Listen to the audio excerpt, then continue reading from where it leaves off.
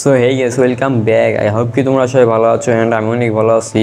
আজকের এই ভিডিওতে আমি তোমাদেরকে দেখাবো তোমরা কিভাবে মোবাইল ফোন দিয়ে এই ধরনের থাম্বনেল তৈরি করতে পারবে। এই ধরনের থাম্বনেল তৈরি করতে হলে তোমাদেরকে পিএসসি এবং পিকচার ল্যাব প্রয়োজন হবে। পিএসসি এবং পিকচার ল্যাব আমার এই ভিডিওর ডেসক্রিপশন বক্সে দেওয়া থাকবে, তোমরা সেখান থেকে ডাউনলোড করে নিও। তো ভিডিওটি প্রথম দিকে লাস্ট পর্যন্ত দেখতে থাকো এবং এই চ্যানেল নতুন হয়ে থাকলে চ্যানেলটিকে সাবস্ক্রাইব করে দিও। তো চলো ভিডিওটি শুরু করা যাক। তো ফার্স্টে তোমাদেরকে পিকচার ল্যাবে চলে আসতে হবে। এরপর টেক্সটের উপর ডাবল ক্লিক করে তোমরা এখানে তোমাদের ভিডিও টাইটেলটি এখানে লিখে দিবে। তো আমি আমার ভিডিও টাইটেলটি এখানে লিখে দিলাম। এরপর ওকেতে ক্লিক করে দেবে।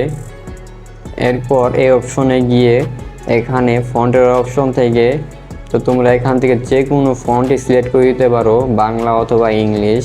তো আমার রিসেন্টে একটা ফন্ট ছিল হেডলাইন ফন্ট, তো ওই ফন্টটি গিয়ে আমি সিলেক্ট করে দেবো। তো এই যে ফন্ট, তো এটাকে আমি সিলেক্ট করে দিলাম।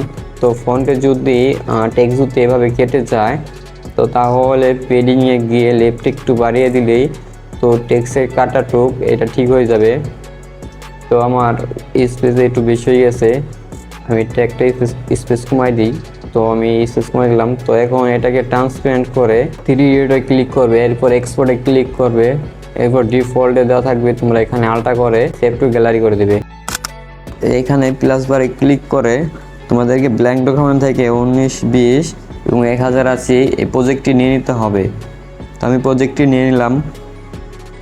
এরপর এখানে ফটো লাইব্রেরি থেকে তোমাদের একটা ব্যাকগ্রাউন্ড অ্যাড করতে হবে। তো আমি এই ব্যাকগ্রাউন্ড অ্যাড করে দিলাম তোমাদের দেখানোর জন্য। তো এটা আমি আগে থেকে মেক করে রাখছিলাম। তো এরপরে এটাকে মার্ক ডাউন করে দেবে। এরপর প্লাস বারের থেকে আবার ফটো লাইব্রেরি থেকে আরেকটা পিএনজি মানে এই ব্যাকগ্রাউন্ডটা নিয়ে আসবে। তো এইটা আর কি আমি তৈরি করে রাখছি।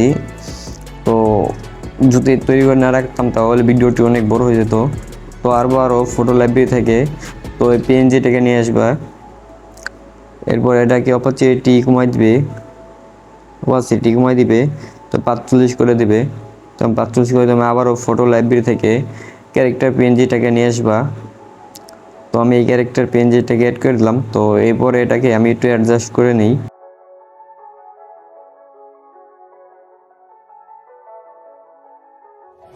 এরপরে লাস্টে গিয়ে ব্ল্যাক অ্যান্ড হোয়াইট এই ফিল্টারটি দিয়ে দিবে ক্যারেক্টারের উপরে। তো এরপর ফটো লাইব্রেরি থেকে তোমাদেরকে ওই টেক্সটটিকে আনতে হবে।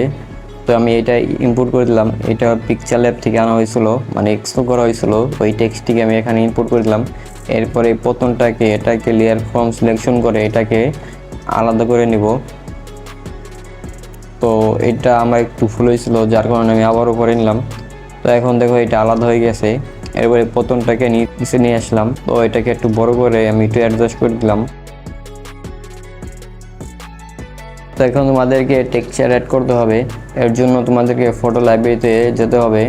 তো ফটো লাইব্রেরি থেকে এই হোয়াইট টেক্সচারটাকে অ্যাড করবে। এরপর এই টেক্সচারটাকে বড় করবে। তো বড় বড় রাইটে ক্লিক করে দেবে, রাইট। এরপর নিচে টেক্সটটাকে সিলেক্ট পিক্সেল করবে। এরপর টেক্সচারটাকে সিলেক্ট পিক্সেল করে এরপর এক্সট্রাক্ট করে দেবে। একইভাবে নিচেরটাকে উপরে দেবে। তো সেম টু সেম, যেহেতু তার জন্য আমি আর দেখাইতেছি না, তো আমি এইটুক কাট করে দেব। তো আমাদের টেক্সচার অ্যাড করা কমপ্লিট। এরপর ব্ল্যাক এই পিএনজিটাকে উপরে ব্ল্যাক এই পিএনজিটাকে এটাকে মার্ক ডাউন করে দিতে হবে।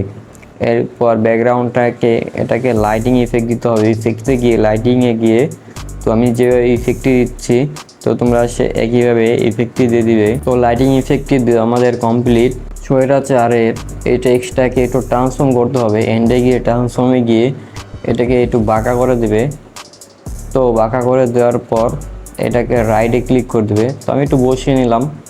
এরপর পতনটাকে একটু হালকা ছোটো করে বা বড় করে এটার মাছ বরাবর সুন্দরভাবে একটু বসিয়ে দিবে এবং স্বৈরাচার এই টেক্সটটাকে একটু উপরে দিয়ে দিবে।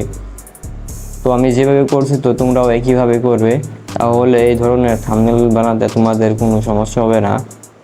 আর তোমাদের যদি সমস্যা হয় তাহলে আমাকে মেসেজ দিতে পারো, আমি তোমাদেরকে সাহায্য করবো অবশ্যই।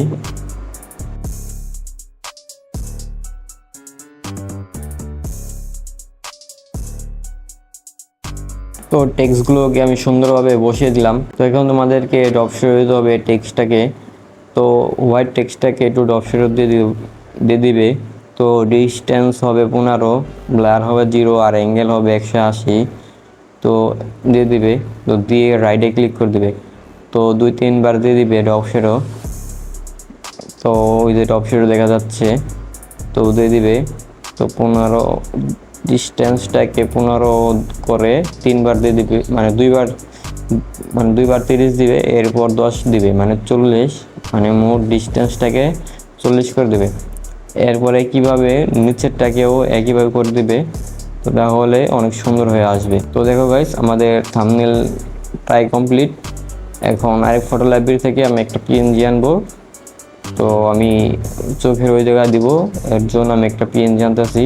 তো আমি এই পিএনজিটাকে আমি এখানে একটু ছোট করে, মানে চশমার উপরে দিয়ে দিব আর কি, ছোট করে যতটুকু ভালো হয়। তো এই পিএনজিটাকে চশমার বরাবর রেখে দিবে। তো চশমা বরাবর রেখে দেওয়ার পর এটাকে একটু হালকা অ্যাঙ্গেল করে দেবে, মানে অ্যাঙ্গেল মানে বাঁকা করে দিবে। তো আমি একটু বাঁকা করে দিলাম।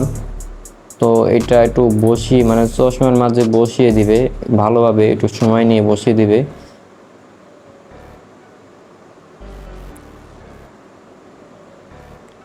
তো হয়ে গেছে। এরপর রাইটে ক্লিক করে এটাকে সিলেক্ট করে এটাকে ফ্লি স্টকে গিয়ে এটাকে রেড কালার করে দেবে। তো আমি রেড কালারটিকে করে দিলাম। এরপর এটাকে ডার্ক অ্যান্ড কালার করে দিতে পারো, মাল্টিপেলও করে দিতে পারো, এবার ওভারলিও করে দিতে পারো, কিন্তু সবচেয়ে ভালো হয় ডার্ক অ্যান্ড করে দিলে। তো ডার্ক অ্যান্ড করে দিলে এটা অনেক সুন্দর হয়ে আসে। তো সবাই আর কি ডার্ক অ্যান্ডই করে। তো এরপর এটাকে একটু সুন্দরভাবে বসিয়ে দিই ভালোভাবে, যাতে বোঝা যায়, চশমাটাকে বোঝা যায়। তো এভাবে করে দিতে পারো। তো হয়ে গেছে আমাদের থাম্বনেল।